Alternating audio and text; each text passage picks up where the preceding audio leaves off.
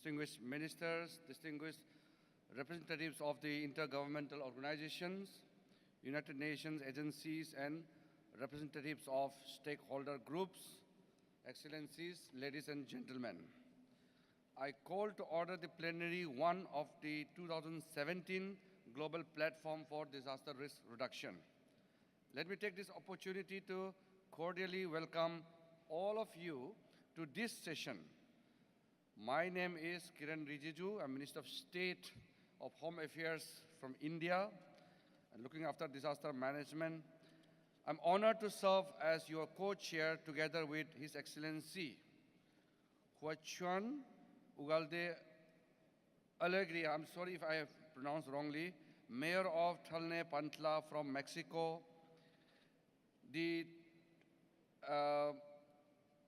His Excellency Huachin Roa, Minister of National Emergency Secretariat of Paraguay. The topic of our deliberations this morning is National and Local Disaster Risk Reduction Strategies, Paving the Way for Action by All. The summary of our discussions here today will be reflected in the Global Platform Chair's summary, which will be presented at the closing ceremony. The Chair's summary will be submitted to the high-level political forum on sustainable development to inform their deliberations on Sustainable Development Goals 1, 2, 3, 5, 9, and 14 in July this year. Before we proceed, my co-chairs and I would like to make some introductory remarks on the theme of our discussion today. Ladies and gentlemen, we have gathered here to understand how we can work together to face this challenge, and at the national and local disaster risk reduction strategies, how to make a strategy which is very common from national level to the state level and the local level. I would like to make few remarks about my experience of my dealing with the disasters in my country, India, which I believe in most of the cases are similar in nature. Though we have different structures of governance, different size, and different kind of experiences, but the basic approach has to be same. That is why we have gathered here in this global platform. We believe that the policies which has been laid in the international level, the Sendai Framework, is followed and integrated in our national policies. When we make national policies, these are aligned with the programs and policies in the provincial government and the local level government. We have three-tier government system in our country, in India: national government, local government, and the state government. We have a very strong unitary character, but it's a federal structure. So all the response, the first response to any kind of disaster is to be the local authorities, backed by the state authorities, and supplemented by the national government and national resources. We have at our command various organizations dedicated to work for the need and to improve the capacity building, to create awareness, and to supplement the need at the local level. We have identified certain areas which must be done by the national government. In national level, we make the policies. We provide certain kind of financial assistance. And we provide all kind of technical assistance. We provide certain kind of resources which the state governments and local governments cannot mobilize at their own level. For the country like India, which is a 1.3 billion population, it is impossible to look after the problems from the national level. As a minister, I do visit the areas where the disasters which are severe in nature, I do visit. But it is impossible for the national government to really respond to the requirement at the particular location and the particular time of disaster. So that is the period where we realize that the local authority are the most important bodies and we must empower them. We must give them all kind of support. I can assure you, without taking much time, we have integrated the Sendai Framework, which has been integrated in our National Disaster Plan, and we would like to share our experience at various platforms with various other countries, and we want to learn from the experience of the other countries. But in this morning session, where we have this very important topic given to us, the national and local level disaster risk reduction strategies, paving the way for action by all, I believe that we will come together on this platform to unify our effort to deal with the challenges. Now, I would like to hand over the floor to my fellow co-chair, His Excellency Hawkin Rua. The Honorable Minister, the floor is up to you now.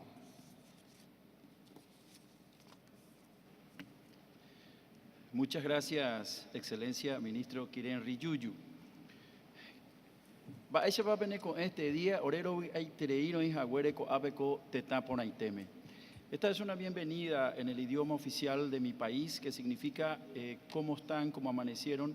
Estamos muy contentos de estar en este bello país. Distinguidos ministros, ministras, excelencias, distinguidos colegas que me acompañan en este panel, quiero agradecer en nombre de mi país, la República del Paraguay, al gobierno mexicano y a la organización de tan magnífico evento. Como lo decía el ministro Riyuyu, quien me precedió en uso de palabra, la reunión de esta mañana esperamos nos pueda conducir a resultados que serán reflejados en documentos posteriores que serán asumidos por nuestros países.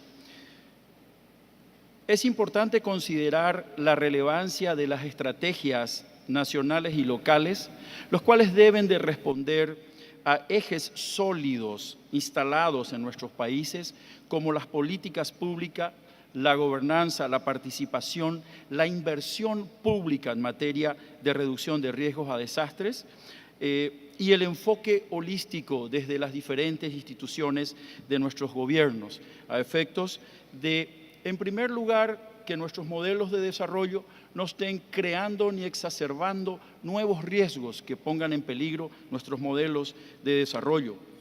La ausencia justamente de estos ejes de las políticas de la inversión pública en nuestros países en algunos casos contribuyen a la exacerbación de riesgos y desembocan en algunos casos también en riesgos residuales que pueden verse exacerbados por acciones antrópicas u otros temas como calentamiento global y cambio climático. Un tema no menor en este campo es la coherencia entre los acuerdos y compromisos internacionales. El ministro Riyuyu decía que su país asume el marco de Sendai y en este tema el Paraguay también se ha convertido en el primer país en haber asumido el marco de Sendai por una herramienta de impacto nacional, cual es un decreto supremo del presidente de la República. Este decreto insta a nuestras instituciones de gobierno a introducir en el accionar cotidiano de las intervenciones el marco de Sendai a la luz de la gestión y reducción de riesgos. Estamos también y debemos de estar en el camino de involucrar a los actores, a los sectores y a nuestras instituciones a efectos de que comprendan cuáles son las mejores medidas para nuestros países, a efectos de que se involucren en los diseños que contribuyan a no generar nuevos riesgos. Y por sobre todas las cosas, esto debe ir acompañado con un interés y un aseguramiento y liderazgo político por parte de las autoridades nacionales de nuestros países. Esto, en experiencia de mi país, lo hemos logrado. Hemos logrado instalar en la agenda política del país el componente de gestión y reducción de riesgos, la no exacerbación de riesgos ni creación de nuevas amenazas. Estamos trabajando y tenemos que trabajar muy de cerca con la academia, con nuestros marcos legales de nuestros países, en directa relación a nuestras realidades, compromisos y posibilidades. Asimismo, a aquellos prestadores de servicios de nuestros países, como ser energía eléctrica, agua potable, comunicación e infraestructura vial, estas deben de estar total y absolutamente compenetradas con los tomadores de decisiones para tomar decisiones a la luz de la gestión y reducción de riesgos. Esto, indefectiblemente, nos va a conducir a la construcción de resiliencia sana para nuestros países. La correcta inversión pública en el campo de la gestión y reducción de riesgos es total y absolutamente necesaria. Por lo tanto, partimos desde esta primera observación para ver los resultados de esta primera sesión plenaria. Muchas gracias, ministro Riyuyu.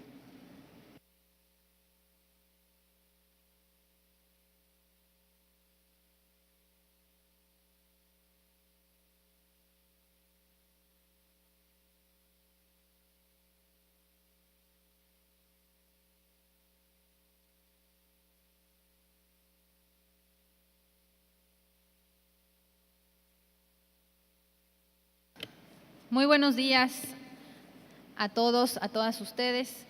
Mi nombre es Denise Ugalde Alegría, soy alcaldesa del municipio de Tlalnepantla de Vaz en el Estado de México, México. Estimado señor ministro de Estado de la India, señor Kiren Riyuyu, señor Joaquín Roa, ministro de la Secretaría de Emergencia Nacional de Paraguay, distinguidos ponentes y participantes. Es un honor para mí tener la oportunidad de participar con ustedes en tan relevante sesión que servirá de base para la generación de ciudades con mayor resiliencia ante los eventos naturales que enfrentamos cotidianamente. Quiero hacer un reconocimiento al gobierno mexicano por la implementación de recursos legales y económicos ante las estrategias de prevención de riesgos ante los desastres. Hoy en día, el principal reto que enfrentamos los líderes locales es el de asegurar un proceso de mejora continua en los niveles de bienestar y prosperidad de la población a la que representamos, además de lograr mayores inversiones que contribuyan a generar infraestructura capaz de resistir y superar situaciones críticas. Existe una fuerte evidencia que las actividades humanas, como todos ustedes lo saben, el cambio climático, por ejemplo, tiene graves repercusiones en nuestra población. El calentamiento global tiene consecuencias que ponen en riesgo la salud, disminuye los suministros de agua, alimentos y aumenta la frecuencia y la intensidad de los peligros relacionados con el clima, tales como sequías, inundaciones, incendios, entre otros, presentando así mayores desafíos en la reducción del riesgo de desastres y en la construcción de la resiliencia. Es una realidad que las ciudades que disponen de una infraestructura endeble son las menos aptas para prepararse y dar respuesta a las adversidades causadas por fenómenos naturales.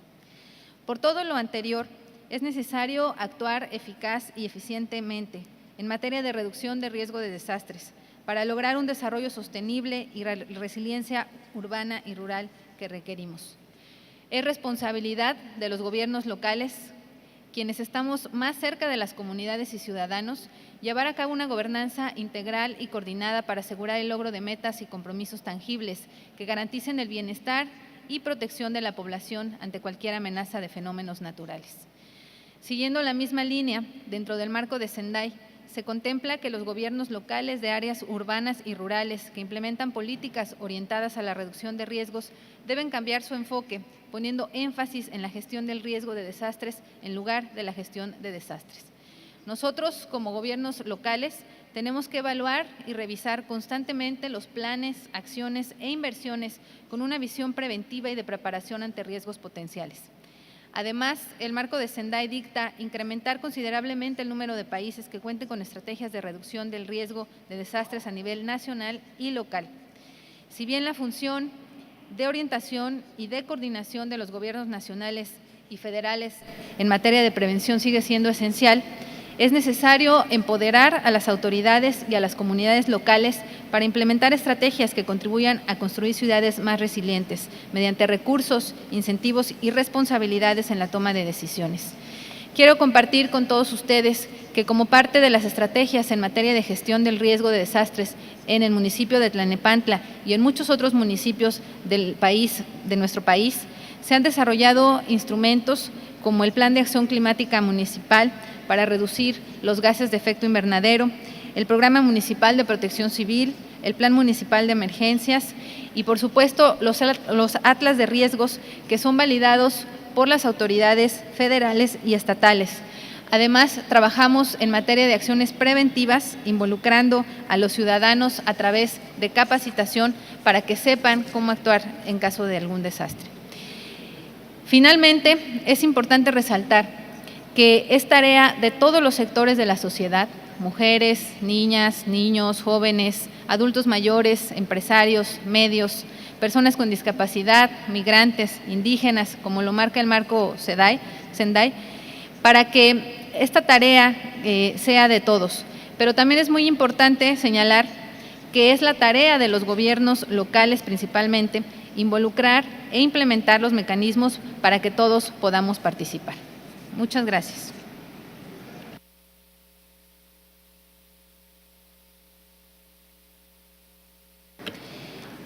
Y ahora tendré el gran honor de presentar a los panelistas que el día de hoy participarán. Quiero presentar al señor Christos Stylianides, comisario de Ayuda Humanitaria y Gestión de Crisis de la Unión Europea. También está el señor Melchior Mataki, secretario permanente, Ministerio de Medio Ambiente de las Islas Salomón.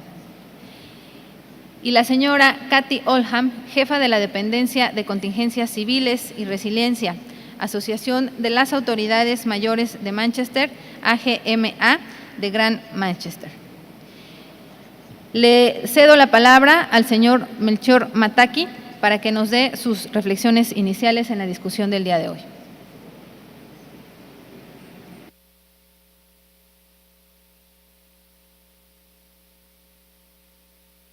Thank you, Excellencies, and thank you everyone as well for coming to this panel.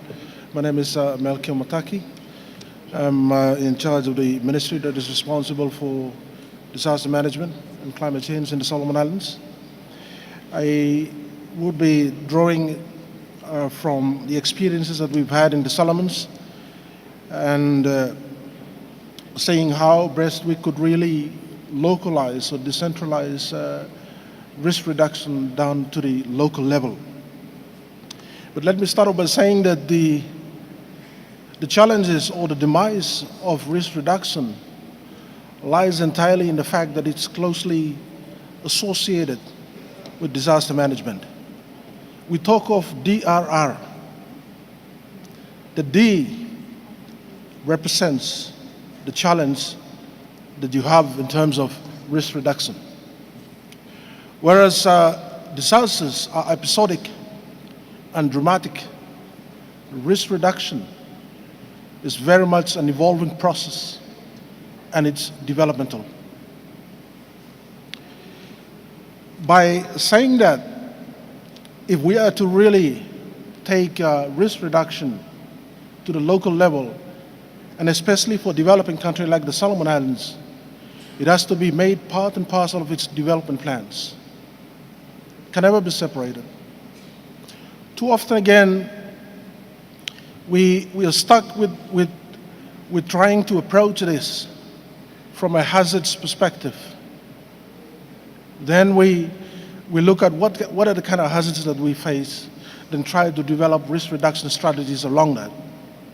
But really, the challenges to risk reduction lies very much on the development decisions that are taken by leaders, not only at the national level, but also at the provincial level and very much down at the community level as well. It's the decisions that are taken. The next set of risks that we face arise from the decisions that we make today. So, without addressing it, without addressing risk reduction from a development perspective, it would be very difficult to really decentralize and take down risk reduction to communities at the very local level. And this, of course, does not mean that the national authorities would not have any role to play.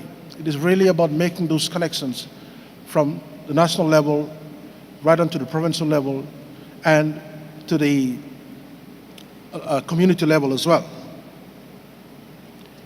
So, while saying that it has to be part and parcel for a whole development process and pathway a country or a local government so decides to follow, there is really a lot of challenges as well in terms of how to progress this. In other words, there is a lot of talk about it, but actually applying it has been very difficult. For the Solomon Islands, we have started off, following Sendai, we have started off by integrating risk reduction into our national development strategy. This is the development strategy that begins from last year, from 2016, and it will go up to about 2035. And it's very much, our national development strategy then provides for the framework to bring about risk reduction at the national level, right down to the local communities in our rural areas. The focus there has been really to target the enablers of economic development, transportation infrastructure, for example, housing and shelter. And the reason why we have focused on that, essentially it is to see that developments that are taken do not add to further risks. One other step that we have taken as well is we have reached a conclusion whereby we have to really separate disaster management in terms of planning from risk reduction and climate change adaptation. This is a decision that has been reached following consultations that have started at the national level and taken down right down to the provincial level as well. And it is also a challenge because the language that people use in terms of DRR or risk reduction often is a bit different as well from the language that they use in disaster management and in risk reduction. We need to synchronize, eliminate these dysfunctional interpretations that are associated with disaster management, risk reduction, or even climate change adaptation. The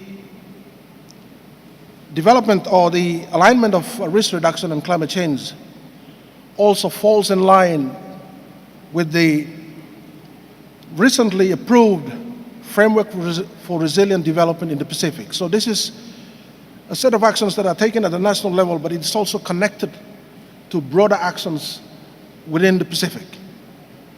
So this is probably where we could really build on cooperation, learning from experience not only within the Solomon Islands, but also within the Pacific region. So we believe that as a region, if we are to align risk reduction and climate change adaptation, we would be able to really advance risk reduction, not only at the national level, but also at the regional level, and of course, that would translate down to the local level as well. All these actions are really part and parcel of our overall objective of making risk governance an important part of our development process. Streamlining of planning, decision making, implementing of decisions with proper level of resources, and accountability mechanisms to address risk reduction and climate change adaptation. So as disaster management for that matter, in ways that contribute to and are embedded in resilient development. One other point which we have reached as well is that we really have to appreciate the existing institutions, arrangements, and capacities that we have. And to put into operation risk reduction, we have to work from within. Appreciate what we have and work from within. Because to change institutions, as everybody knows, it doesn't take It's not an overnight kind of action. It has to be gradual. It takes time. So work with existing institutions, work from within, and bring about a change that is needed. With those remarks, ladies and gentlemen, thank you so much.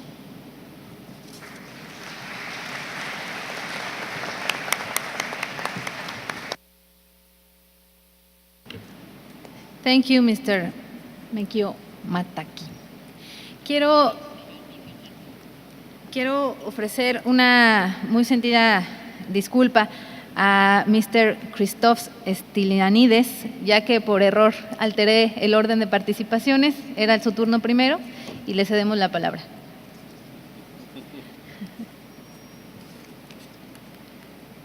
No worries.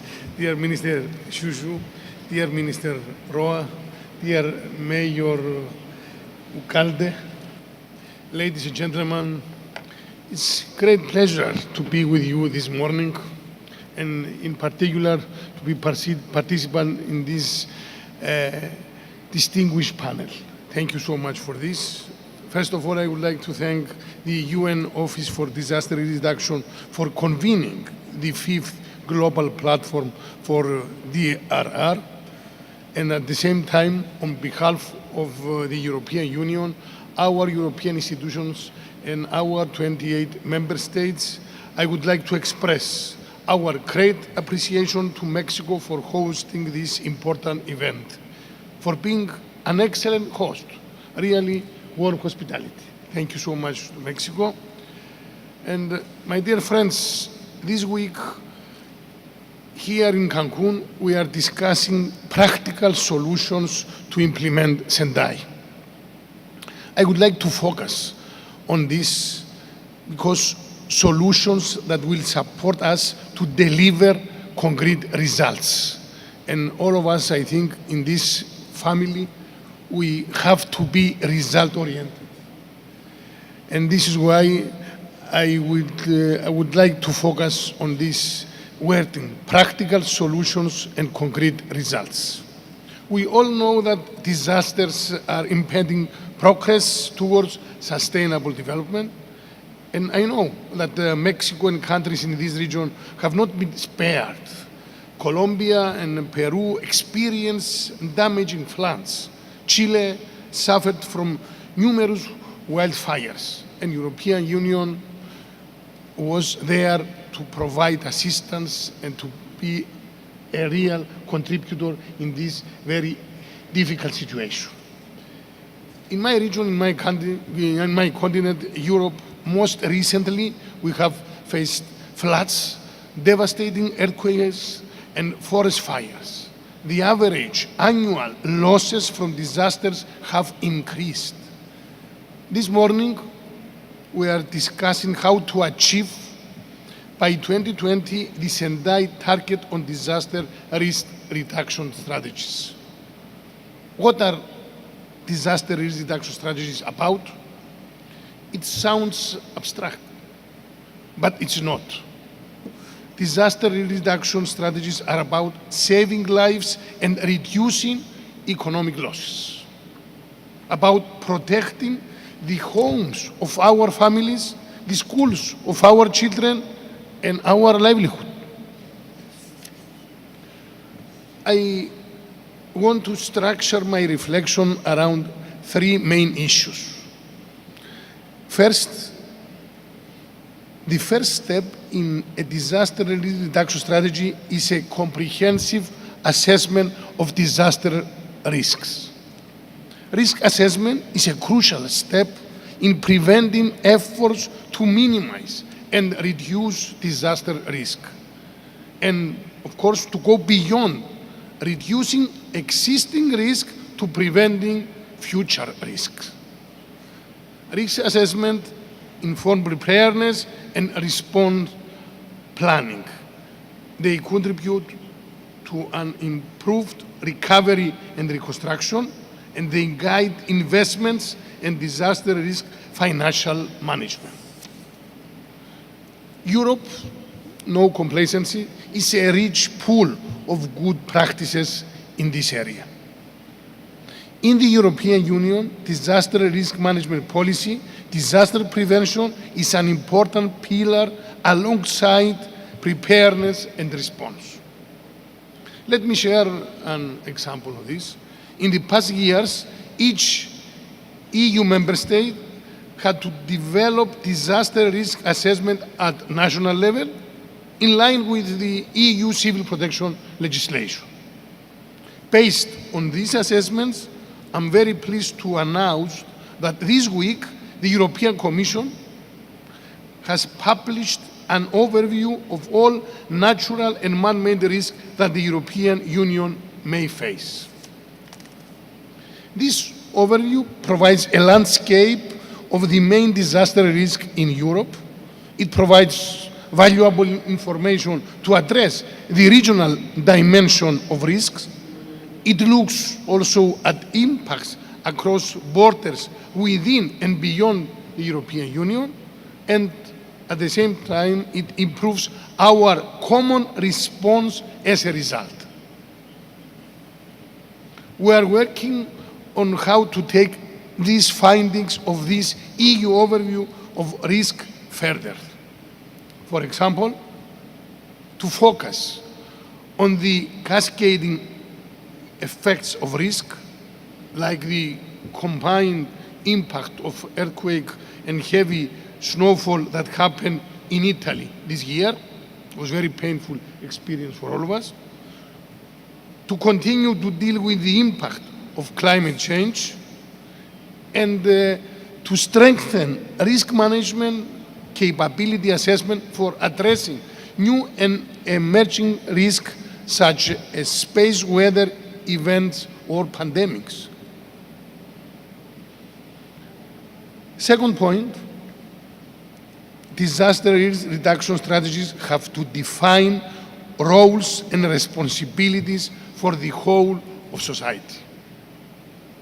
This definitely requires a collective effort, a global approach, because disaster reduction is not only about civil protection, it's also about the environment, climate change adaptation, energy, transport, information technology, agriculture, science, research and innovation also.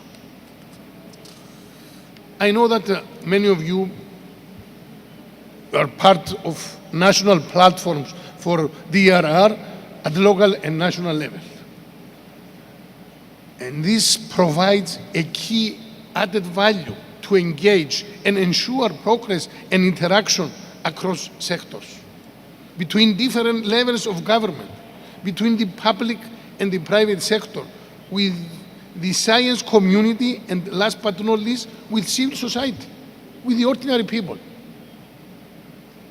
Such platforms are also key for developing a shared vision of risk and risk reduction goals among all stakeholders. At European level, we have adopted last year in 2016 our own strategy on the implementation of the Sendai Framework by promoting an all sectors approach, and it contains activities to build disaster risk knowledge, engage with all of society, promote disaster-proofed investments, and develop disaster risk management strategies. The idea is to integrate the risk dimension into all EU policies, comprehensive approach. For example, we want to bring the disaster risk reduction and the climate change adaptation communities together. It's very crucial for us, this. And this to ensure coherence between risk management plans and climate change adaptation strategies, but also in order to foster the exchange of good practices on successful initiatives, and to find common solutions and to stimulate resilient investments. We are also promoting nature-based solutions such as wetlands to prevent disasters, and we have adopted a strategy of green infrastructure. My third point, this is one of the main focus of this global platform. Disaster risk reduction strategy must be an integral part of our economic policies. The economic impact of disaster affects whole economies, households, and individuals. In Europe alone, losses have risen steadily. In the last 10 years, natural disasters have cost the EU more than 100 billion euros. Shocking numbers. Successful disaster management is part of successful economic management, economic policy. We need to continue to make the economic case for disaster reduction as a driver for innovation, growth, and job creation. I'm pleased to see representatives of the private sector to implement disaster reduction strategies, and we need to continue building partnership with the private sector and the scientific community. We are in the same boat. Our aim is to encourage innovation in all areas of disaster risk management. At the same time, supporting innovative technologies and instruments can lead to increased business opportunity and contribute to resilient growth. Let me conclude by suggesting 4 areas where further cooperation will be needed to achieve the target. First, risk awareness should be part of disaster risk reduction strategies. Education and effective communication are needed to improve our understanding of disaster risk and create more informed communities. Very crucial. Second, our strategies must be inclusive.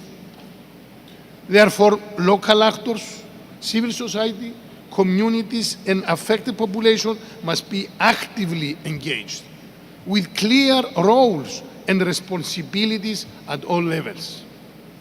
And third, we cannot work in isolation. Disaster risk reduction strategies should contribute to finding solutions to global challenges. Unsustainable urbanization, poverty, displacement, ecosystem degradation, and climate change, all of them are a part of our global challenges. Dear colleagues, it is the right moment to move further in our common efforts to put the Sendai commitments into action, to transfer from words and sentences into action. Achieving the Sendai target of disaster reduction strategy requires joint work, strong political leadership, commitment and involvement from all, for us, for our children, for the generation to come. Thank you so much for your attention.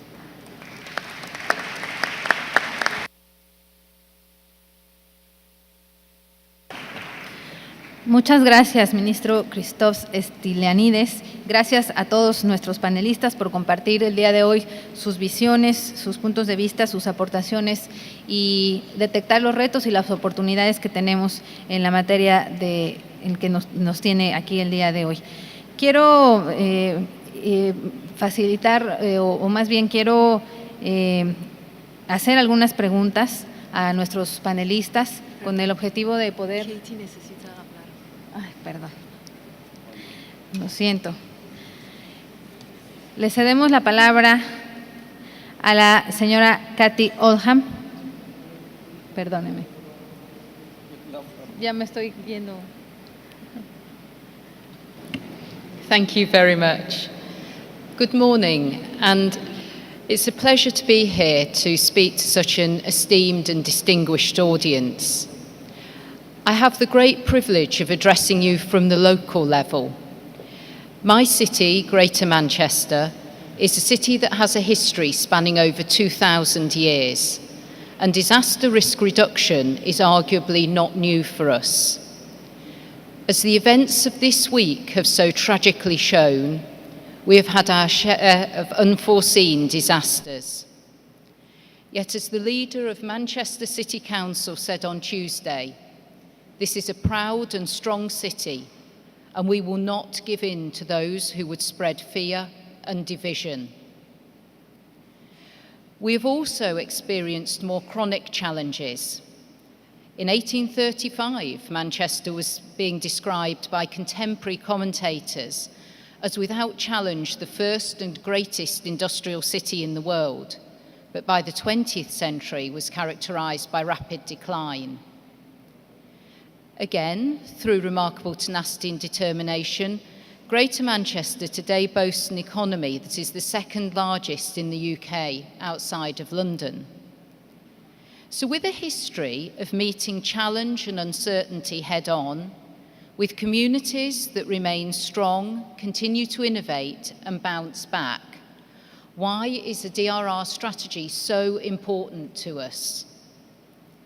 And I think firstly, it's because of the very fact that we are local, and cities are the building blocks of society. Cities are where our communities live and work. Whilst nations pledge, it's cities that deliver. As a global commitment, the Sendai Framework is in many ways very distant from our cities. But DRR strategies developed and owned by local leaders help ensure this worldwide undertaking drives action on the ground. Many of the 21st century challenges are global, whether we're looking at climate change, urbanisation, antimicrobial resistance. But their impact is local and often intensely personal. So it is here in our cities that we must focus on disaster risk reduction. Cities can also be a point of convergence for many disruptive elements together.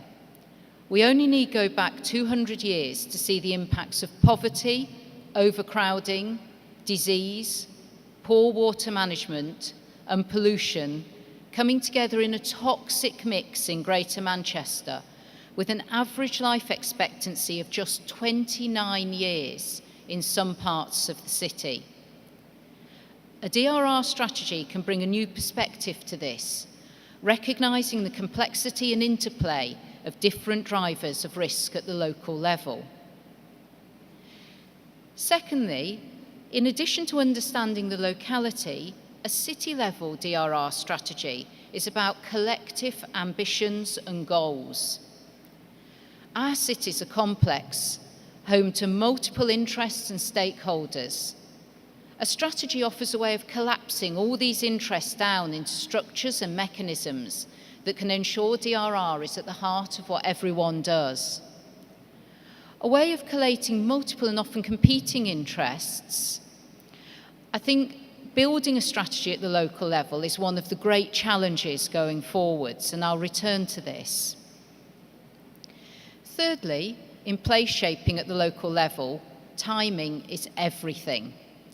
And a DRR strategy can speak to the moments of transition and transformation that a city faces right now, and it can help guide the choices that will build a more resilient future. In Greater Manchester, our governance is changing, with devolution of powers from central to local government in a historic deal that is about local people making the right decisions for their locality. Amongst many opportunities, including transport and infrastructure investment, skills and business development, devolution will bring arguably the largest restructuring of the National Health Service, especially at a local level, since it was formed in 1948. Similarly significant, powers for development and urban planning will see the city region grow by 10% by 2035, with us building an area the size of the city of Manchester all over again. To redesign our services and to grow the city at this scale, with DRR embedded at the heart of the many decisions that will be taken, is arguably an opportunity not to be missed. And perhaps finally, in describing the rationale for why Greater Manchester believes a DRR strategy is important, It's about making DRR sustainable as a policy area and not just the latest buzzword. Resilience needs a compelling case building, a city DRR narrative that allows for authentic communication across and between all parties. DRR needs to run deep in the city. Perhaps at its simplest, cities are a product of long periods of interaction between communities and their environment. And DRR offers a way to help people protect the people and things they love and take them into the future.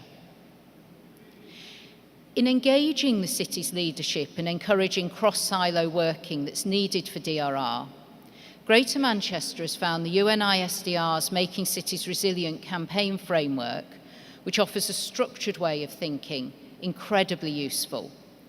In developing both strategies and associated documents, the Making Cities Resilience framework offers consistency and an approach that's easily recognised by stakeholders. So Greater Manchester has been drafting DRR strategies for over a decade. And this has been an iterative and evolving process, including an evolution of the awareness and understanding of different aspects of risk and resilience. The UK has enabling DRR legislation, albeit arguably focused around disaster risk management. In Greater Manchester, this has facilitated a cross-sectoral governance structure which has operated for over 12 years. This governance structure has led a comprehensive programme to understand the risks the city region faces, has developed a strategic approach to addressing the consequences of these risks, with clear roles and responsibilities for upwards of 100 different organisations, and has commissioned programmes of work to develop capacity. However, in my view, disaster risk management potentially offers the low-hanging fruit or the quick wins, in that organisations can collaborate around the coherent, uncontested ambitions to save life, mitigate suffering, and minimise economic damage. Governance for disaster risk reduction is more challenging, with a more complex and contested arena. There is considerable UK legislation and regulation for safety, risk management and well-being that guides urban planning and spatial development. In Greater Manchester, we are advocating for DRR across all the different multi-sector governance structures that support the city's decision-making. However, driving an understanding of disaster risk reduction, as it were up the supply chain from disaster response into the decisions that create and mitigate disaster risk, is challenging. Resilient solutions are not always efficient. Investing for long-term risks may be overtaken by short-term market forces, and local data may not be available for emergent risks, which may lead to them being discounted in the development process. Without an even greater level of determined advocacy, there's the chance that urban development slips into old habits and opportunities for DRR are lost.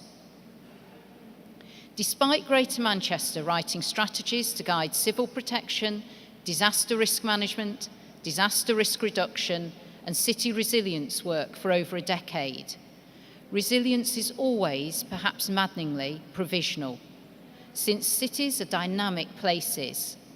In order to gain a greater grip on this agenda, we've recognised that a standalone DRR strategy may flounder if it's not built into and recognised within the city's vision and complementary strategies.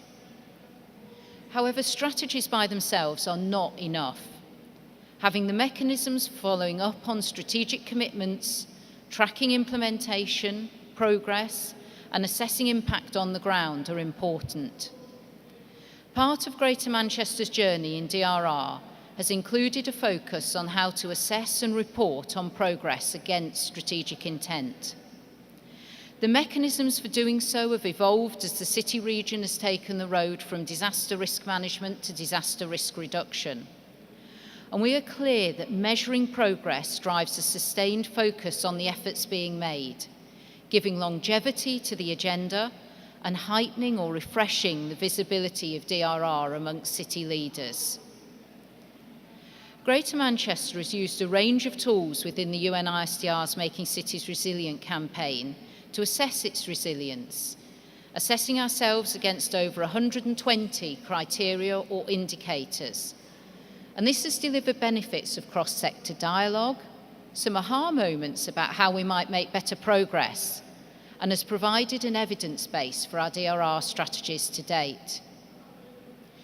In the meantime, building on the dialogue and cross-sector, cross-boundary conversations supporting these self-assessment processes, we are fortunate to be leading a European Commission-funded project to develop a city-to-city peer review tool that will offer another mechanism for understanding and giving a baseline for a city's current position on DRR, and therefore support cities across the world in developing strategies to strengthen their approach to DRR where needed.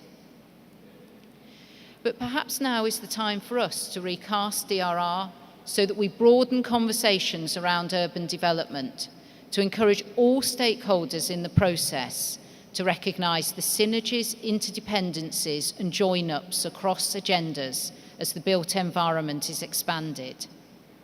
If we can foster a conscious and intentional thought process around resilience and promote disaster risk reduction as a component of the city's DNA, we have the possibility of explicitly linking development choices to social as well as economic resilience. With our urban development agenda, in Greater Manchester as in many places across the world, we have one of our greatest opportunities and our greatest challenges for building resilience into the very bricks and mortar of our city, and through our DRR strategy, minimising disaster risk for the future. Thank you very much.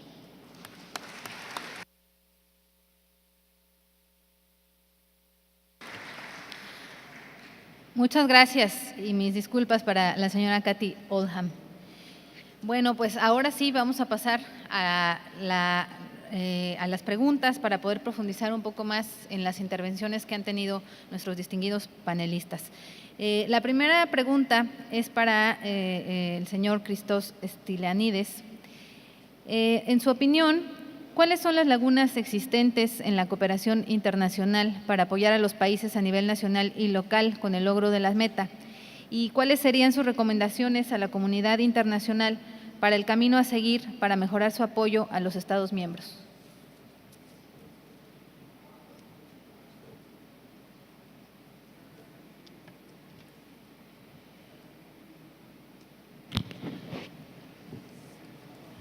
There is no doubt that we have to continue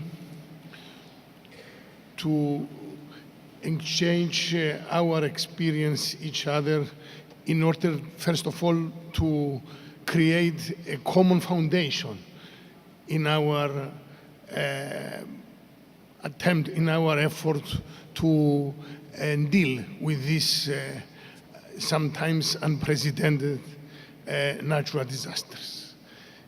As European Union, I already said that we adopted a lot of initiatives, specific action plan in order to implement in more effective and efficient way and manner all Sendai Framework. At the same time, all our member states, 28 member states, already formulated legislation in many good practices in each our member state, and at the same time we know well that a lot of challenges ahead of us in order to be better and to improve ourselves.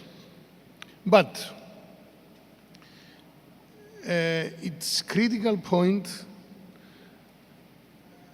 and now I would like to focus on 3 points.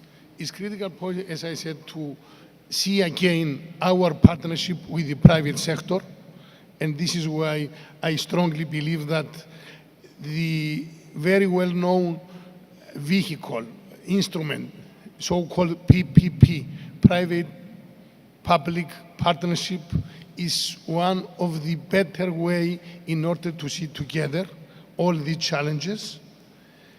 The second one is, I already mentioned, the horizontal policies in all aspects of our policies, from environment to DRR, and of course to see all economical benefits from this horizontal approach. And my third point is to engage as much better all levels of the societies. Local authorities, regional authorities, local population, every ordinary people, in order to see this collaboration to work as one system, as one organization. At the same time, I would like to mention something about the education. I have an obsession about education in emergencies as Commissioner for Humanitarian Aid, but I always realize that the education, even in this very difficult field, DRR, remains very important instrument in order to inform the people and to organize the people when natural disasters come. Thank you so much.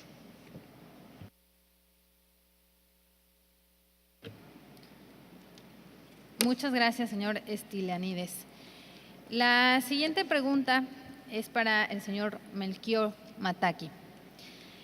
La aplicación de estrategias de RRD requiere capacidades técnicas e institucionales que en la mayoría de los casos tardan mucho tiempo en desarrollarse.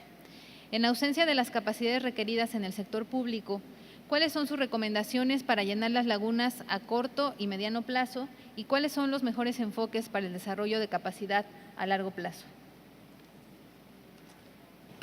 Thank you, Madam Co-Chair, for the question.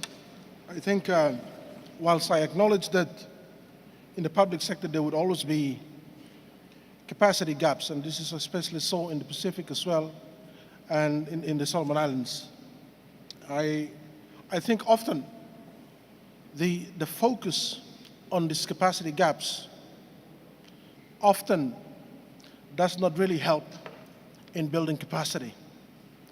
As I alluded to earlier on, I talked about having to work from within, is to appreciate the capacity that is already in there and work with that.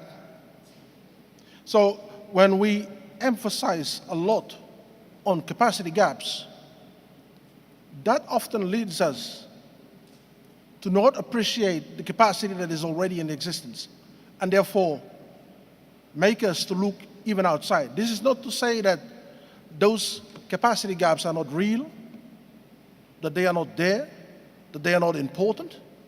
Of course they are there. But you'll have to work with what you have. And in doing so, you'll have to know that context. And as I said, work with what you have, and of course start small. This is very, very important as you go down to the local level, to the community level. Because if you're going to think that you're going to bring in all the experts from outside, then you will forget about the very experts that are there in those communities, in the provincial towns, for example. They are the ones who would have the knowledge and, of course, the capacity to deal with their issues. Too often in my line of work, I get asked the question that you do not have capacity. And we can help to fill those capacities. Or we can fill those capacities. Or we can fill the vacuum that is there in terms of our capacity. But it's not really about that. From my perspective, I would rather ask or request the person who's offering that assistance to help me fill the capacity. Not to fill the capacity, but to help me fill the capacity. Because in doing so, then you will have you will contribute to building the internal capacity of whatever sector that you are looking at. As I said earlier on, it's very, very important that we appreciate the context and work with the existing capacities that we have.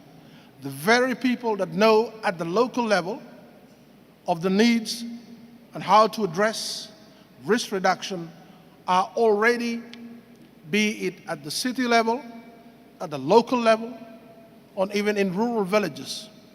They are the ones who would make the decision. Risk reduction, if it is to be localized, has to appreciate existing local capacity. In terms of local long-term capacity building, I think we can all appreciate that this is not something that you can do overnight. There has to be a commitment to long-term capacity building over time, and especially of local capacity. Thank you, Madam Co-Chair.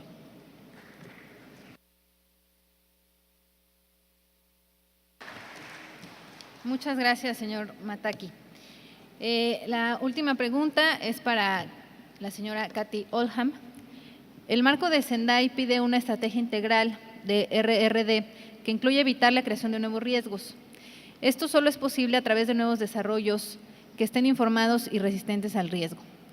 ¿Qué cree que esto significa para el enfoque y el formato de las estrategias nacionales y locales de RRD? Por ejemplo, ¿puede un documento, legislación y procesos servir a este propósito integral o un sistema de documentos, legislaciones y procesos es necesario? Thank you for your question. Achieving disaster risk reduction needs committed and visible leadership, which drives serious action in the development sector. And a strategic framework is one way, a tool to enable and articulate this leadership. So, although there's probably not a single answer to your question, since systems vary across the world, I do think we need a comprehensive strategy. I think the process of developing strategies, whatever format is appropriate, can be used to build a common understanding at national and local levels and foster work across silos. As a transdiscipline issue, resilience needs to address different technical areas relevant to development, but to achieve coherence and linkage so the different policy areas don't compete or limit one another. We found that developing strategies can also help address blurred responsibilities around risk and development. I think one challenge can be around spatial levels when dealing with geographic risk. So although appropriate geographies might be defined by communities or administrative boundaries, development in one area can often have downstream implications.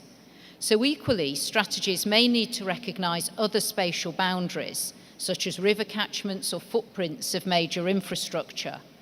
And that can bring challenges for clear leadership and buy-in into those strategies.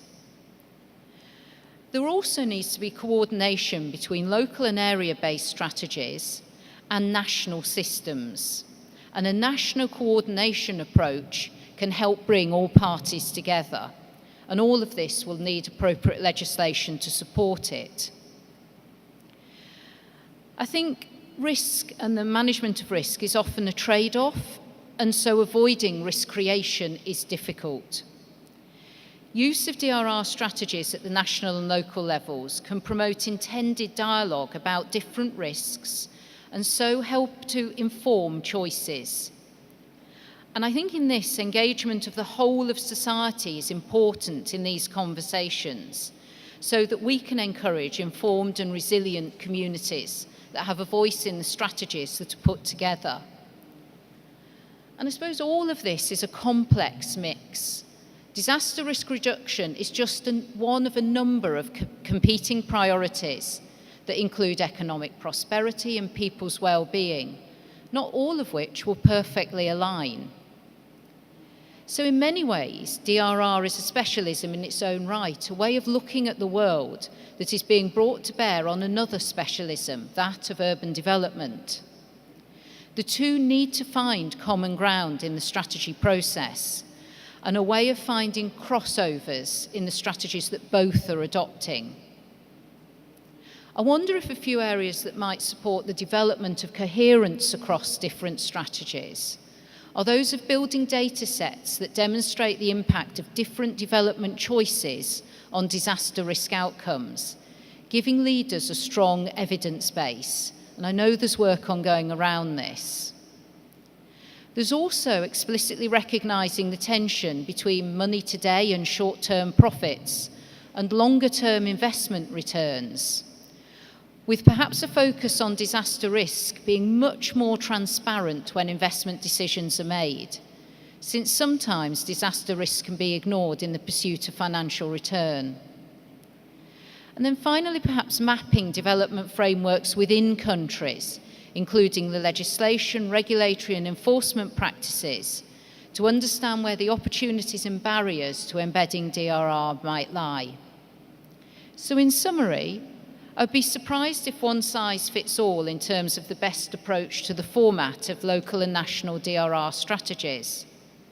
However, the opportunities present through the process of engaging national and local leaders in creating strategies, in implementing their vision for risk-informed and resilient development, and in evidencing progress through clear targets and indicators are undeniable.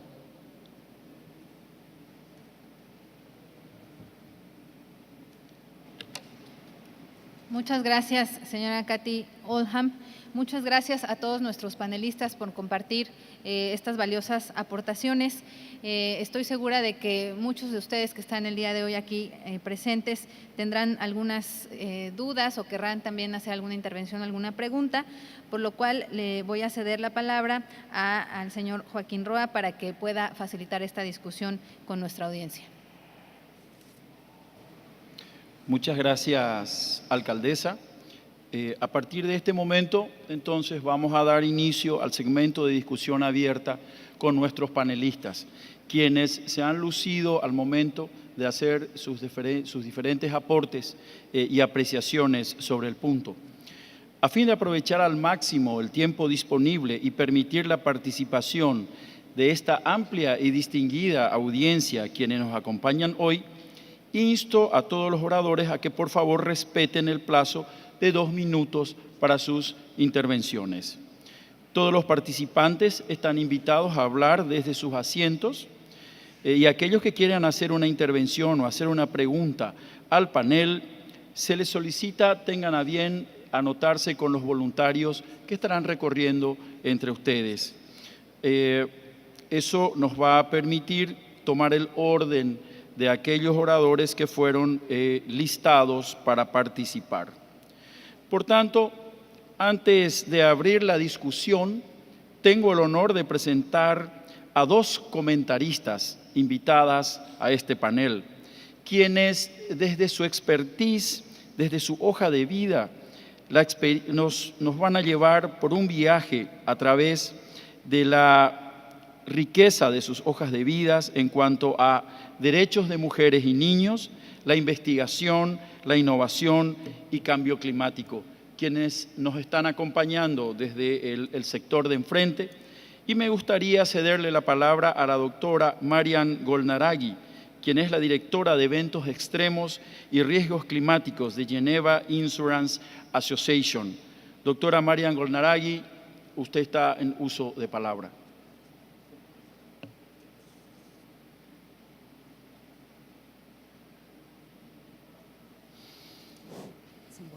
Está. Sound for the mic, please.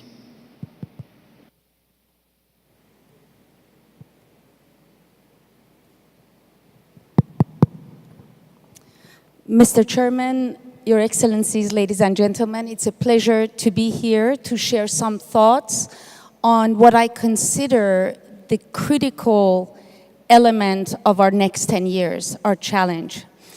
I have 4 quick points to make. very much reflective of the issues that have been raised by our distinguished panelists. The very first point is economic risks of extreme events is on the rise. And we've talked about it a lot, but in reality, this is one of our biggest economic challenges moving forward. So yes, indeed, climate change has an impact with rising and changing characteristics of hazards. But let's look at our development patterns. Disasters impact us directly and indirectly. Direct losses associated with disasters is due to impacts on housing, on critical infrastructure, on commercial buildings, and really challenging the functioning of our society. When we look at our development patterns, we are confronting growing population, rapid urbanization, and concentration of peoples and assets in high-risk regions. Globalization has led to complex interdependencies of supply chains and trade patterns. We all witnessed that 2011 Thailand floods significantly impacted industries across the globe. Cascading failure effects of infrastructure is further exacerbating how societies respond and recover from disasters. All in all, I have attended this forum all along from its initiation, as well as two of our UN conferences that led to Hyogo and Sendai. I really hope that in the years to come, the national delegations will include ministries of finance and development, together with ministers responsible with risk management, to really deal with this issue as a development issue. The second point is, and that has resonated, is we need a comprehensive approach to risk management. There needs to be clarity across layers of government as to what this really means. And we have done a lot of disservice. I think through negotiations of disaster risk management, climate change, and sustainable development, we have entered into the dialogue so many different cliches that really comes down to management of risk. And I think Mr. Mataki really went to the point around confusion with disaster management, risk management, climate change adaptation, and resilience. And I think we really need to bring it down to realities of how we talk as human beings and how we manage and plan. Now, to that end, clearly, as it was indicated, first and foremost is understanding our risks. Now, risk is a great empowering tool to be able to design and plan forward, but risk is also a political issue. Once you put the risk on the table, people will start thinking about, oh, did they know? And that leads to a lot of liability issues. And this is why governments and others shy away from this topic. But the only way forward, and I can say we've made tremendous progress over the last 10 years, is to quantify risk and transparently communicate it, and then do the cost-benefit analysis around how we can reduce that risk through the various solutions in prevention. Land zoning and rezoning, this is a very big issue. When I work at the local level, that is the area where local governments are in competition with their development agenda. And this is an issue that if it's not solved, we can never move forward. Do we develop, or do we develop sustainably? Do we rezone after a disaster or not? These are the issues we really need to get down to in the next round. Now, emergency preparedness and early warning has made significant progress. We do see reduction in loss of life, but people that are being spared are having a very difficult time in surviving because the infrastructure has failed and their environment has failed them, so they cannot get back. So this is where movement towards poverty goes. So I want to go back and say, I hope the next 10 years, it's really going to be focused on the regulatory policy and the real action that will help us prevent. But this is not the complete solution. Even if we implement preventive measures, there will always be residual risk, economic risk. And that is where I emphasize the importance of insurance and risk transfer. And I'm very happy that all the 3 framework agreements that were negotiated in 2015 raised this as an integral part of a comprehensive approach. Now, with that, I like to go to my last 2 points. Role of governments. I really do hope that in the next 10 years, we do have an alignment of thinking across the layers of the government. There is significant fragmentation in the way governments budget and plan, and this is just the way institutions have been structured. A lot of that is profoundly impacted by the way issues of climate change, disaster risk reduction, and sustainable development have been negotiated. They have been siloed within ministries. And now we need to really work across ministries in our planning. That's one level.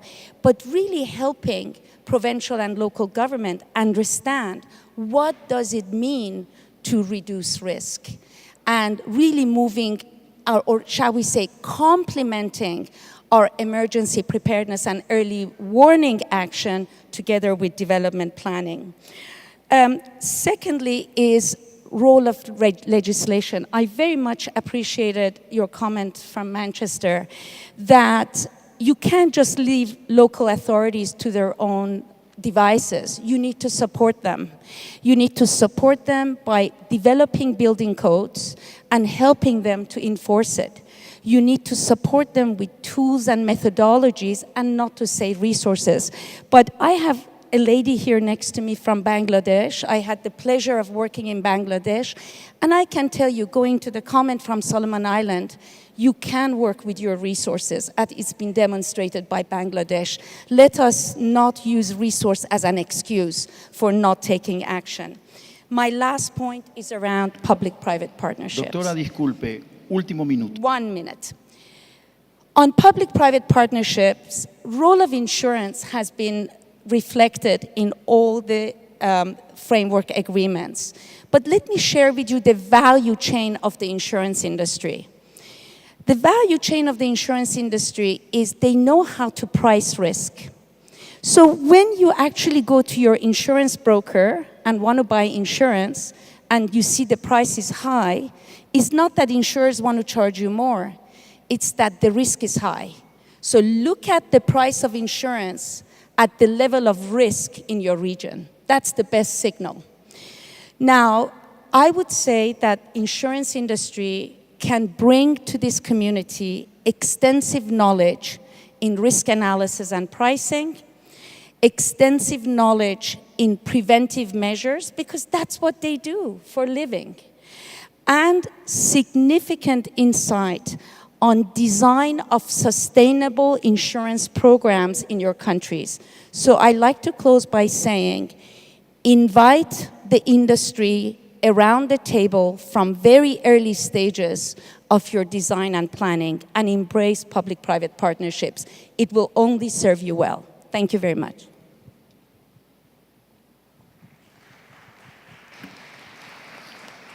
Doctora Golnaraghi, muchísimas gracias por su intervención.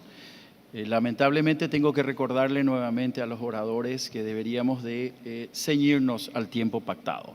Ahora quisiera presentar y dar la palabra a la señora Farah Kabir, presidenta de la Junta Mundial de Red Global de Organizaciones de la Sociedad Civil para la Reducción de Desastres y además directora país de Action Aid Bangladesh. Está en uso de palabra, mi querida señora.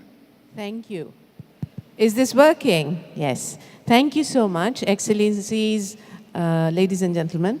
And I was introduced from being from Bangladesh. And we have in the last 10 years set an example of disaster management and preparation. So I'm very proud that we have brought down the casualties, we have taken a number of measures. But the reality is also that it is a country with 160 million people, and there are many other countries which are identified as developing countries.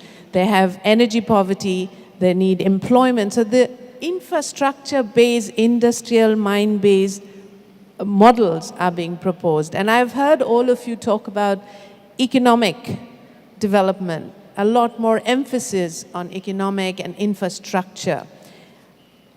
From where I come, I think that it's important to understand it needs to be people-centric, because buildings will be nothing if the people are not there. So it has to be more people-centric. And for that, it has to be people-inclusive. We need to understand that employment, roads, businesses will only operate and function if the people are there. And if there is transaction, there's activity. Otherwise, we can insure our buildings, but up to a point. And therefore, when I was listening to all of you, I was also hoping to hear a lot more about accountability, about mutual accountability. All actions are political actions. And obviously, governments have a political stake in disaster risk management, planning. But we also know that this is the time when we have Sendai Framework, we have the SDGs and the Paris Agreement. And under the SDGs, there are discussions about trillions of dollars that are going to be put into infrastructure development, infrastructure-based development. Are they going to be risk-proof? Will it be the best model to take on? Do we learn from our past? So those are the questions that is coming in my mind and in the mind of a lot of us. We would like to see and we would like to hear more about accountability and compliance, which was not coming from the panelists. I'm sure you were thinking about it and you will bring on in this discussion. And I come back to my initial point of it has to be people-centric. So we need to have women, the disabled, the displaced, the marginalized in this conversation, in this consultation. Otherwise, what risk preparedness can we take? It's also about the new risk we are talking about. Disasters are leading to serious displacement. Are we preparing for that? And it can be at the national level and it can be beyond the boundaries and borders.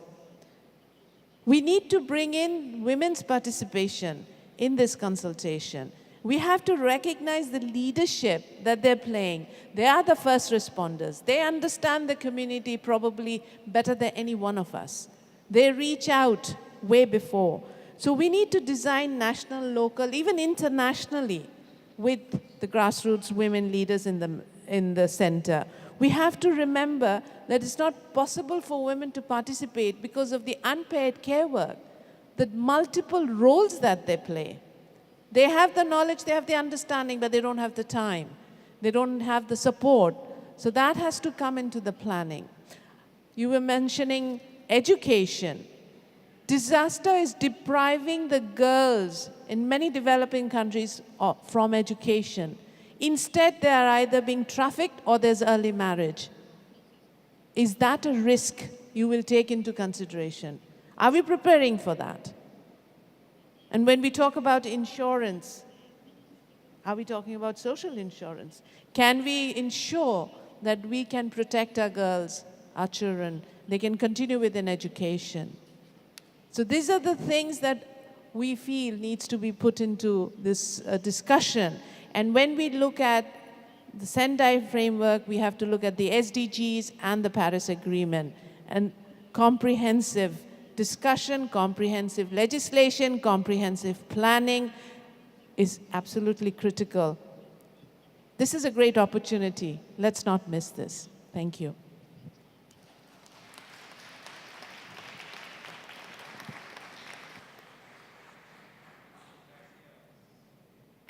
Aló. Muchas gracias, señora Kabir, quiero agradecer a nuestras comentaristas y a la vez también a nuestros panelistas, quien por lo que estoy viendo han generado el interés del auditorio. Por tanto, tenemos importante cantidad de preguntas que fueron dirigidas a nuestros panelistas. Por tanto, empiezo por ceder en uso de palabra a China, a quien también ruego respete los 2 minutos que le son concedidos y además a quien va dirigida la pregunta, los 2 minutos también que les quedan para dar la misma. Muchas gracias. Muchas gracias,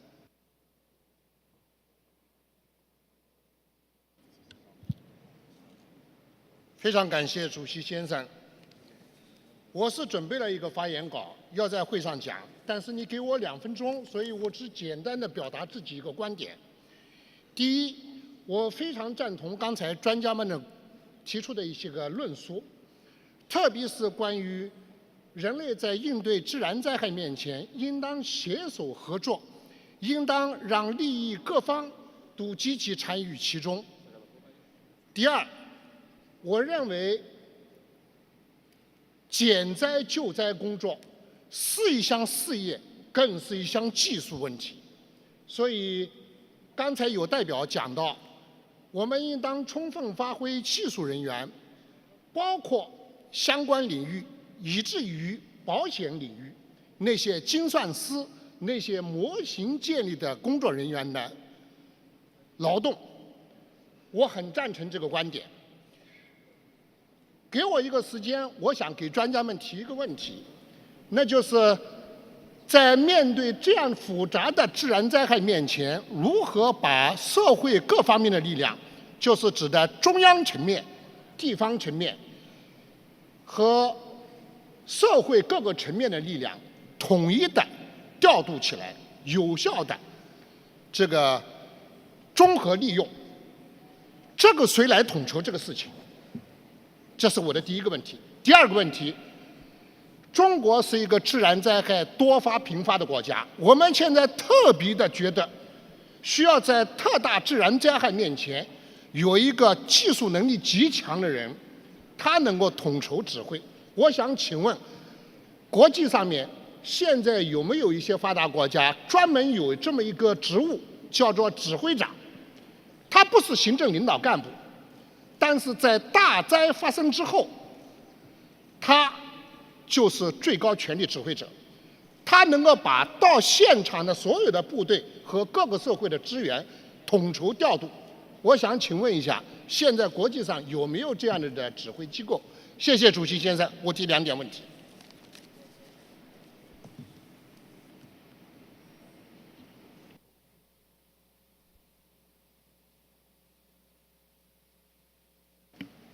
Muchas gracias, representante de China. Damos la palabra a Forzana Zair de Maldivas.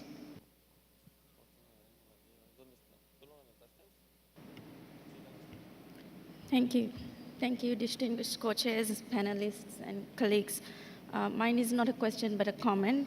I just want to thank the panelists and the co-chairs for highlighting the comments of different member states to develop effective national and local strategies to reduce disaster risk and to adopt preparedness measures. Maldives is also undertaking this important task despite limited technical and financial resources which are necessary to build capacity to respond and adapt, as well as to raise public awareness to the potential threats of natural disasters and climate change that pose to our local communities. As the panelists have highlighted, I just want to mention that it is vitally important that implementation of this effort have national and local ownership, because while we all benefit from shared best practices and the challenges countries face on the ground in terms of governance, community engagement, infrastructure, and more, are highly diverse and thus require strategies that are unique to the vulnerabilities of the individual countries. As a small island developing states, I would also like to highlight that while national and local work is important, we also need international and regional partnerships that can help develop and the necessary support and capacity to implement actionable strategies. We look forward to continuing to engage with the UN, ISDR, and other partners in achieving this aspect of the Sendai Framework. Thank you.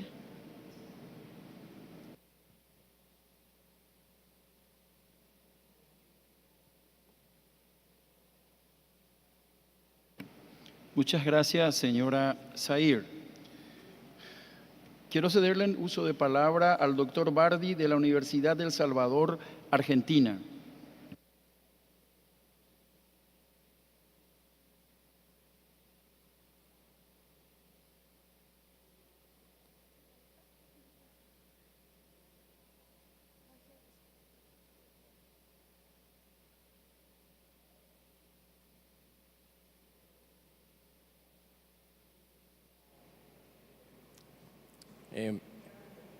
Buenos días. En primer lugar, quiero agradecer a los señores panelistas las excelentes exposiciones que nos han dado un panorama global muy general y algunas particularidades. Quiero hacer una pregunta dirigida al ministro Roa en particular, y esto nace de la brillante exposición del señor comisario de la Unión Europea sobre las coordinaciones que se han realizado en los 28 estados, dignos del mejor ejemplo. Quiero llevar este ejemplo a la Cuenca del Plata, donde tenemos los países de Bolivia, Paraguay, Argentina, Uruguay, Brasil, y que también sufren el mismo tipo de desastres derivados de la cuestión hidrometeorológica, del cambio climático, y que como consecuencia de ello exige un imperativo de una coordinación de las estrategias al respecto. Y sobre esa es la pregunta que nos puede ilustrar el señor honorable ministro Roa, dado que con anterioridad se han celebrado ahí bajo la dirección del jefe regional de las Américas, Ricardo Mena, reuniones que pueden ser ilustrativas también de las coordinaciones que se han efectuado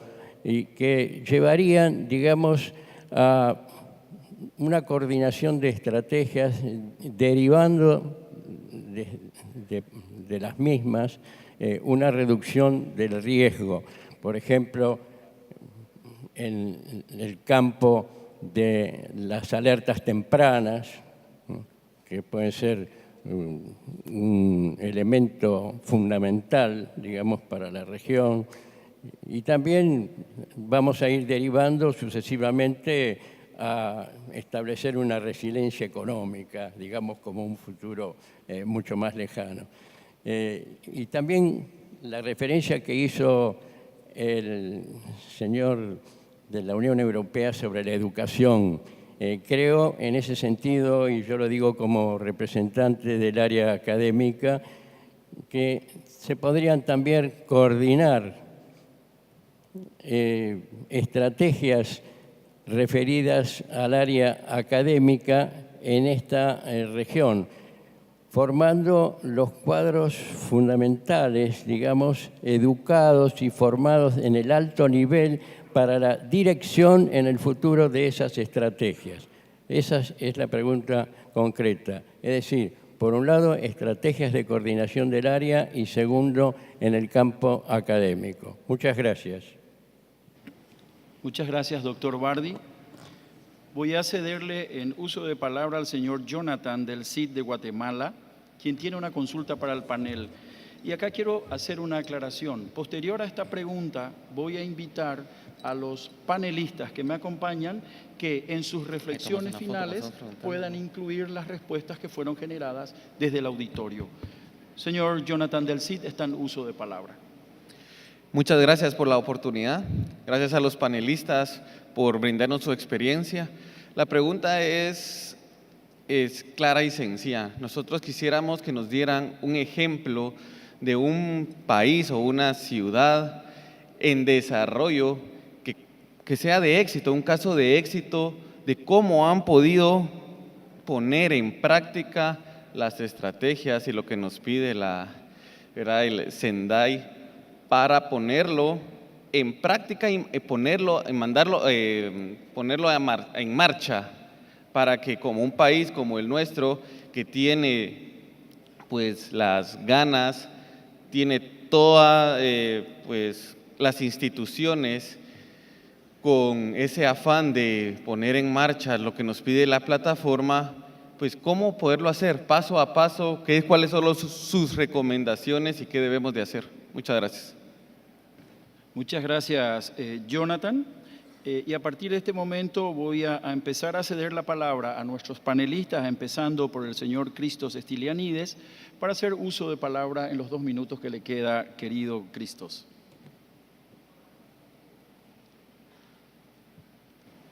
Thank you, Minister. Definitely, this vivid debate illustrates that we still have a lot ahead of us. We will need to continue working together at all levels to exchange knowledge, best practices, and learn from each other. This is why I strongly agree, I completely agree with the representative of the private sector that we need in our consultation the private sector from the beginning of this consultation, because we need your expertise, you need your knowledge, you need your capacity in order to work together. Because for me personally, the DRR is the definition of the win-win situation between private sector and public sector. Because we have different directions sometimes, but we have definitely common ground in order to work together. I would like to raise 3 specific points. First, we need to understand the risk that we are facing and our capacities to react, to recognize the risk and at the same time to realize our capacities to react, especially in the emergency situation. Second, and this is what I realized from our debate, we need to foster linkages between policies. And the work with the climate change community is a good example. We need this comprehensive approach. We need to work horizontally, because it's illusion to believe that we can deal with this situation through our silos, our boxes. This is completely out of the reality. And my third point, as I said in my first intervention, we need to engage all of society in the process. We need all. We need all people at all levels, local, villages, regional level, government, MPs, MEPs, everyone can provide its contribution in this very comprehensive challenge. And last but not least, be inclusive by paying attention to those most affected by disasters. I completely agree with my dear colleague from Bangladesh. Women, children, elderly are the most affected, and we have to pay attention on this. This is a social responsibility for all of us. And I think this is a moral duty, especially for the political institutions. I would like to finish just to say thanks to the professor from El Salvador for your remarks about the coordination within our institutions, within European Union. And just to close, coordination is the foundation for everything else. Without coordination, there is no result. And my last point, education. I completely agree. Education is the shield against forced marriage, against forced recruitment, against radicalization. We need education, we need to increase our efforts to put education in the heart of our efforts. Thank you so much.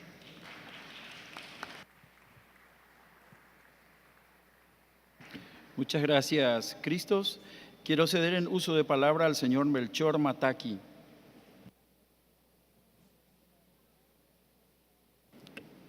Thank you, Mr. Co-Chair.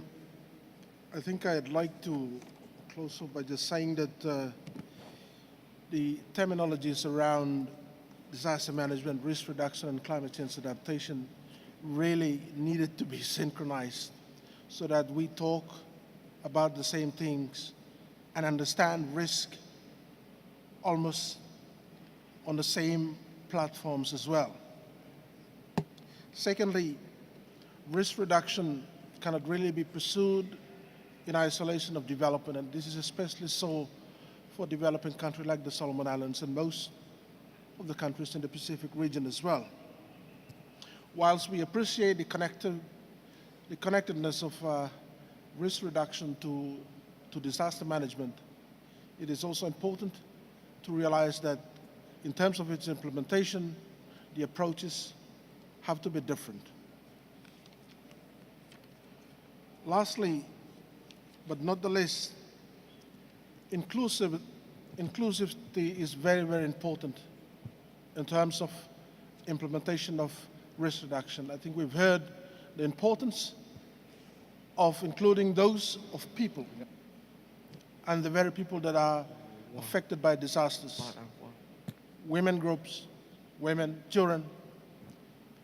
I'd like to also point out the important role that we've had or that we have in my country, whereby non-government organizations and civil society organizations have played in assisting the work that we do in terms of risk reduction.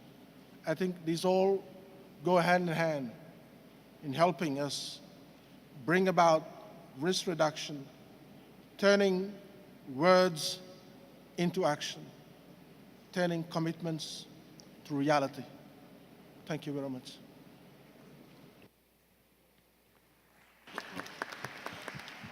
Muchas gracias, señor Mataki. Y finalmente quiero ceder en uso de palabra a la señora Kathy Holman. Thank you very much. I'd like to conclude with 2 points. The first is to pick up on the comments about coordination from national to local levels and into communities. And I think this cannot be underestimated in this area of work. Within the UK, we do have an established and a mature system now that reaches from the local to the national level, the national to the local. And it's particularly useful in areas such as planning, because it can bring together areas in the country that share risks. It can be useful in response because it brings cross-area coordination and sharing of resources.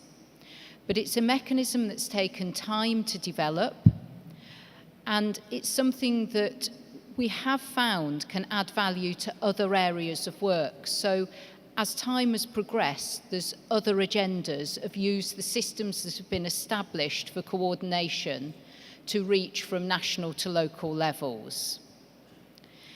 The second point that I wanted to pick up was about an all-of-society approach. And I wanted to share some comments from some children in Greater Manchester. They come from a project that we've been doing with Save the Children Fund. These children are 8 to 9 years old. The events that took place in Greater Manchester this week were targeted at our children and our young people, and they were targeted at silencing those. So I wanted to share the thoughts of our children. They are asking that all of us across the world adopt community-centred approaches that work with friends, families, and communities together. That's how their worlds are structured, and they would like that reflected as we take disaster risk reduction planning forward. Our children were clear that disasters are emotional, And despite the bureaucratic challenges of confidentiality, data protection, they want us to find ways of letting them know that people and pets are safe, individual by individual, pet by pet. And finally, when we're planning, whether it's for disasters or risk and resilience in development, they wanted us to know that safety is more than an absence of harm or threat. It's about places that are homes. Thank you very much.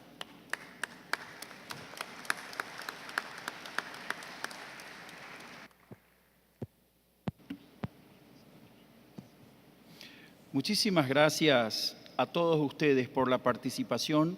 En nombre mío, de los panelistas que me acompañan, del mismo Ricardo Mena, un gran amigo, quien también hoy nos está acompañando, la riqueza de la discusión que se dio en el auditorio evidentemente da para conversar un año. Por tanto, antes de pasarle el uso de palabra al presidente, al ministro Riyuyu, quisiera decirles de que la gran cantidad de preguntas que se acercaron hoy a esta mesa para los panelistas, en la página web del evento van a encontrar la nota conceptual del mismo, en donde se encuentra la dirección electrónica del punto focal, quien se va a encargar de redireccionar las preguntas a efectos de que las mismas tengan una respuesta desde este panel. Por mi parte, ministro Riyuyu, lo dejo en uso de palabra.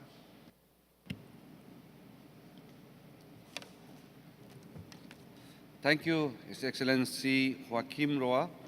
Allow me to summarize some of the main recommendations and priority actions that can be accelerated in implementing the Sendai Framework over the next 2 years. Besides so many important points and important interventions being made, let me summarize all those points into 3 main recommendations, and I would like to bring before this august audience the categorization of 3 recommendations. First is about the strategies. Until or unless we have a clear-cut strategy before us, we cannot move forward definitely according to our set objectives. Now, when I talk about strategies, at the national level as well as at the local level, all the strategies must be in alignment, integrated, supportive, and supplementary. The policies, legal framework, directives, guidelines of the national government should support and complement the strategies for implementation, enforcement, development planning, and mitigation at the local level. We need to have this so-called, the new term, globalization of strategies, which will be a perfect integration of national and local strategies and empowering the local communities. This is also a good example of integration of development with risk reduction. The second important point I would like to mention here as a part of a recommendation is about the financial resources. The national and local governments should have their own budgetary provisions for disaster risk reduction. But the additional funding for mitigation of risk and mitigation fund should be from the national government. This can be based on the formula based on risk, population, etc., as well as, I would like to emphasize, it should be based on incentivization for good works done at the local level. This is in a way recognition and supporting those local government who are doing excellent job. And the third point I would like to mention as recommendation here is the capacity building. Many people have talked about this subject. There was a very powerful intervention also. The local government should proactively build capacity of the institutions as well as communities for disaster risk reduction.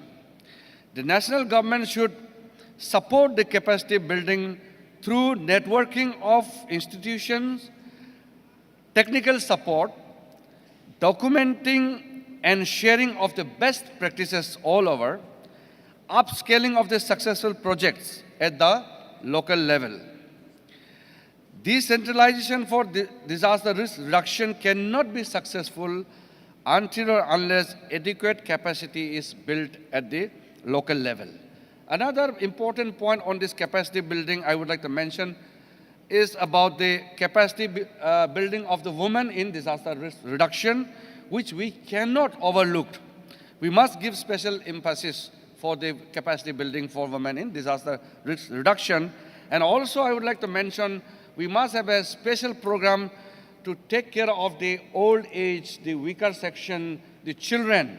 That must be given special emphasis when we talk about the capacity building. So, Excellencies, ladies and gentlemen, these are the three broadly categorized recommendations which I have summarized out of this very useful session. Now, I would like to invite my co-chairs to share what most resonated with them during the discussion and highlight one further key recommendation.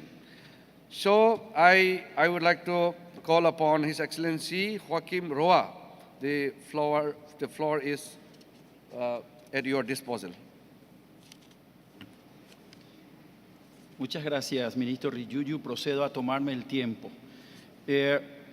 Hemos recorrido un camino importante en todo lo que hemos escuchado, tanto desde el piso como desde los panelistas. En conclusión, el camino que tenemos que recorrer desde nuestros países, podríamos asumir que, en primer lugar, a la luz del marco de Sendai y la caracterización de este marco de acuerdo a nuestras realidades y posibilidades como país. A partir de ahí, empezar a recorrer el camino de la formulación de leyes que tengan que amparar no solamente la inversión pública en materia de gestión y reducción de riesgos, sino que tenga que ser un reforzamiento en materia de educación, partiendo desde los niveles inferiores de la educación de nuestros países, pasando por el sector primario, secundario y terciario. El sector terciario va a poder brindarnos a mediano y largo plazo la generación de profesionales que hayan tenido que interiorizar en sus carreras y currículas el componente de gestión y reducción de riesgos para la planificación y tecnificación de los modelos de desarrollo que tengamos que adoptar como países. Finalmente, algo muy importante que dijeron nuestras comentaristas, la gente. Nada funciona si no tenemos a la gente adentro. Por tanto, el centro de la inversión pública, el centro de las políticas públicas, el centro de la educación y de las leyes en nuestros países tiene y debe que ser la gente. Por tanto, los sistemas llamados ciudades, en donde contienen a la gente, necesariamente tienen que estar basados en esto, en la gente, para poder producir y generar resiliencia. Al doctor Bardi, su pregunta, le agradezco y voy a tomarme el tiempo, doctor, de conversar con usted en el piso. Muchísimas gracias, ministro Riyuyu. Thank you, Excellency, Mr. Joaquim Roa. Now, I would call upon my co-chair to give the final word. So my request goes to Mrs. Denise Ugalde Alegría for the word. Muchas gracias.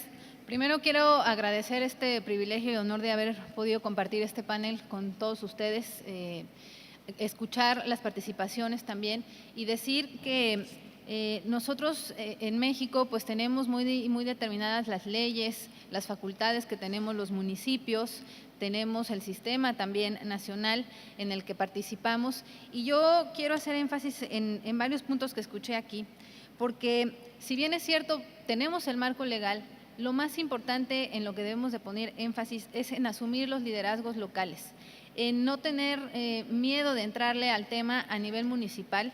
Si bien es cierto, los municipios somos pues la parte, digamos, de contacto permanente, el primer contacto con la gente, eso es lo que nos debe de empoderar para asumir este liderazgo.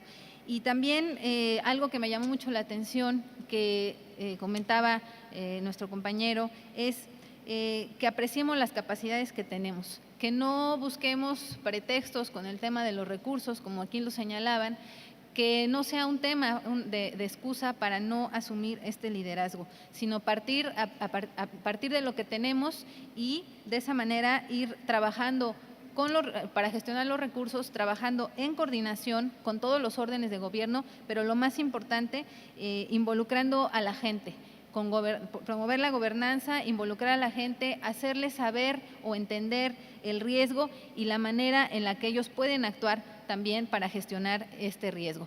Finalmente, quisiera dejar también sentado aquí que lo más importante de la base de la estrategia de RRD, pues debe de ser precisamente esta comprensión del riesgo de desastres en todos los sectores de la sociedad y, por supuesto, asumiendo el liderazgo los gobiernos locales, como en este caso los municipios. Muchas gracias a todos.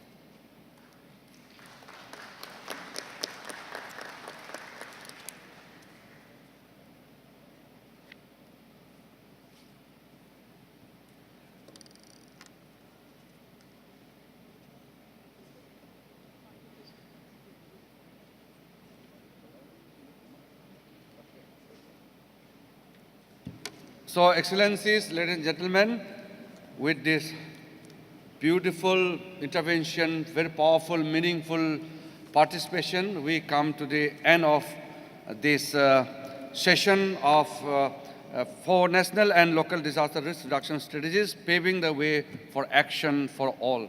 Thank you, Excellencies, my co-chairs, Excellencies, and all the distinguished delegates for the participation and for listening to this important sitting. Thank you so much.